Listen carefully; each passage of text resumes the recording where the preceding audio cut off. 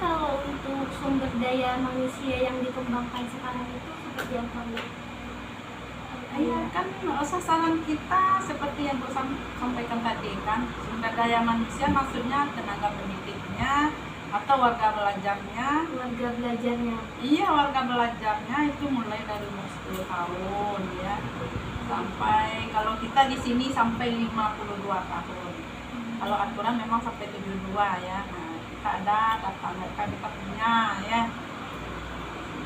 Kalau sampai 72 itu daya tangkap Daya tangkap udah kurang, tapi ada juga sebagian manusia ini ya, sebagian masyarakat itu keinginan belajarnya makin tua tuh makin mau, karena makin kuat, karena selama ini mereka waktu masih usia belajar, usia sekolah, mungkin sesuai dengan perkembangan usia atau pengaruh lingkungan tidak mau belajar. Nah, setelah usia tua mereka sadar bahwa belajar itu penting bagi mereka, sehingga keinginan untuk belajar itu timbul setelah usianya sudah mulai tua kan. Kalau untuk teknologi yang digunakan saat pembelajaran itu apa, Bu? Kita kan hanya menggunakan WA. Nah, umumnya warga belajar kita itu lebih paham WA. Jadi apapun pembelajaran, apalagi waktu 2019 sampai 2021 kita full daring ya.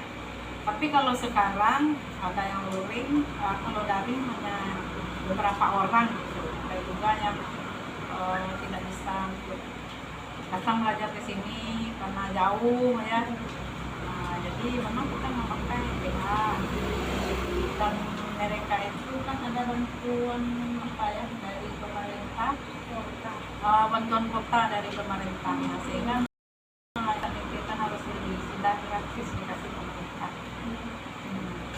Pertanyaan selanjutnya yaitu apa hambatan atau kendala yang dihadapi saat proses pembelajaran tersebut pada saat menggunakan teknologi tersebut?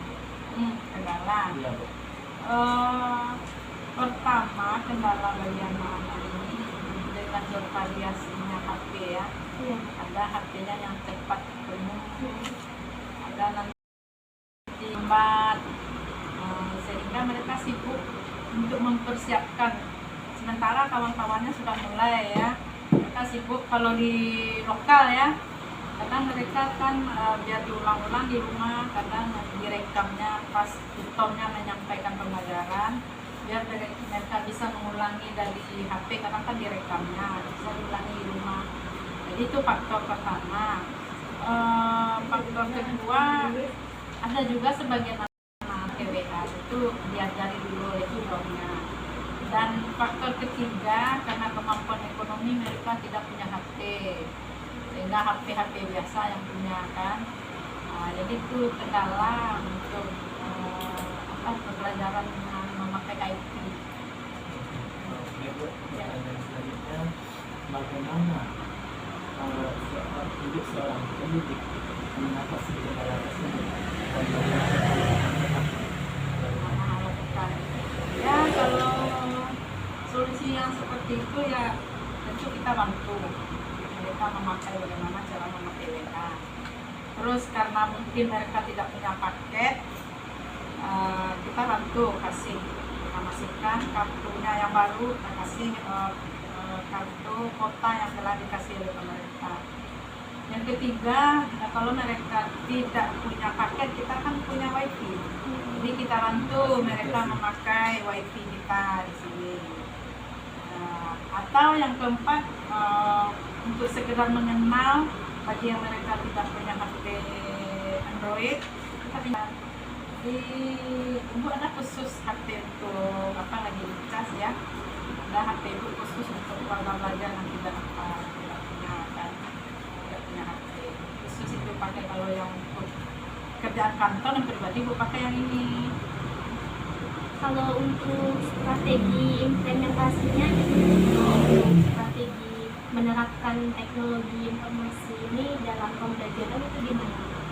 Maksudnya tentu kita perhatikan kebutuhan anak, kita perhatikan kekurangan anak, ya, kekurangan peserta didik, kita perhatikan. Tentu ya kalau memang mereka kekurangannya tidak lancar tulis baca, tentu berpengaruh di sini ya, memakai IT berpengaruh. Kalau kekurangannya HP-nya lambat loading, tentu kita bantu, mungkin sudah terlalu penuh. Jadi memang kita ajarin lah mereka itu bagaimana cara memakai HP yang Android.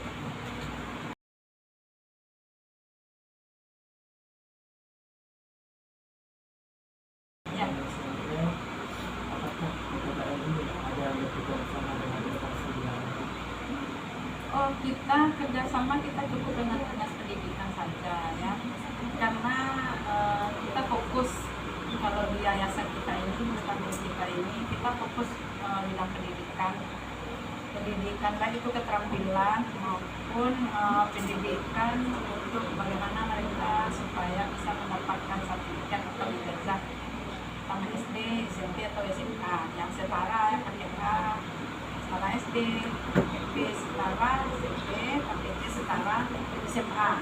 Selain itu kita juga memberikan pembelajaran keterampilan. Kebetulan kita ada punya 10 mesin jahit, bagi yang berminat silakan.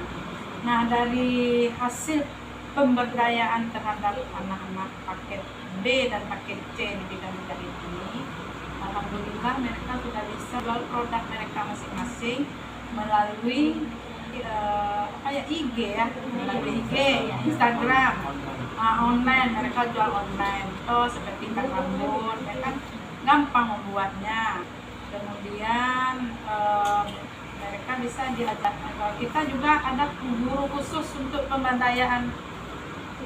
Pemberdayaan ada guru khusus itu masuk pemberdayaan. Itu diajarin bagaimana cara bahasa-bahasa promosi, bagaimana cara supaya kualitas barang kita ini kelihatan di foto-foto itu lebih menarik gitu kan. Jadi memang kita punya khusus satu guru pemberdayaan. pertanyaan selanjutnya, yaitu bagaimana ibu mengenali bakat dan minat para peserta didik di dalam menggunakan bidang IT pada saat sekarang ini, karena kan peserta didik yang tidak bisa menggunakan IT, bagaimana ibu mengetahui minat dan bakatnya di dalam IT tersebut? Ya tentu kita tanya ya, Ananda mau belajar manual tatap muka, mau belajar daring bisa lewat HP, mau belajar luring atau kegiatan belajarnya itu seperti tadi ada tujuan murid datang ke sini mengisi absen, minta penerahan sedikit mengenai materi yang akan mereka pelajari di rumah. Kita bisa belajar di rumah. Nah, setelah mereka belajar di rumah, mereka buat foto dan kirimkan ke grupnya, kan ada grup PB, PJ dan PK.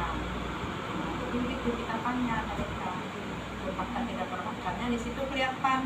Bagi yang kurang berbakat, dia lebih nyaman tatap muka. Bisa dilihat mungkin ada 4, 5, apa sampai 10 orang. Tapi bagi yang berbakat memakai IT, mereka lebih senang, Bu, kami daring aja, Bu. Nanti seminggu sekali atau 2 minggu sekali kami ke sini mengambil materi. Nanti kami minta tolong petunjuk sama tutornya melalui WA. Tadi kan Ibu bilang keterampilannya ada yang menjahit gitu. Jadi selain menjahit gitu masih ada keterampilan lain gitu, Bu? Kalau kita belum ada ya. Kalau dulu memang sebelum pandemi kita ada pertanian, yaitu menanam sayuran yang hidroponik, yang tanam sayuran hidroponik. Tapi karena setelah kan itu ada pertemuan gitu kan. Tapi setelah zaman pandemi kan kita nggak tatap muka lagi. Jadi semua peralatan itu kita pindahkan ke sini lokasinya. Yayasan ini punya website nggak? Enggak, kan itu Ibu minta tolong sama teman-teman yang ini kan. Kami tidak punya website, jadi mohon bantuan bagaimana supaya KBM Yayasan Bakti Nusantara ini punya website. Nah, kenapa? Kami di sini setiap harinya ada BBM,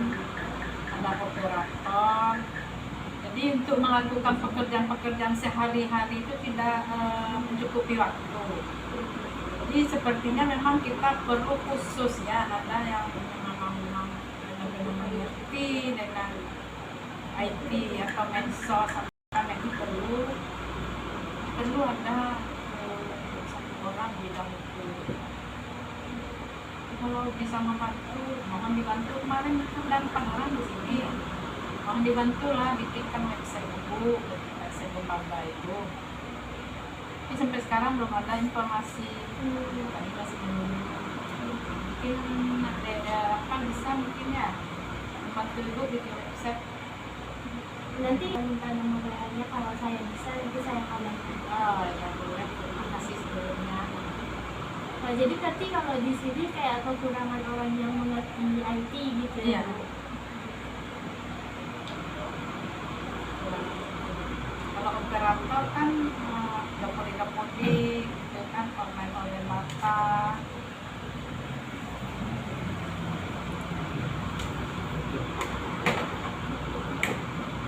Kalau begitu aja Bu yang mau tanyakan. Terima kasih atas waktunya dan maaf menunggu. Ibu minta foto bersama lah ya, nah ada bukti nanti. Iya. Ya.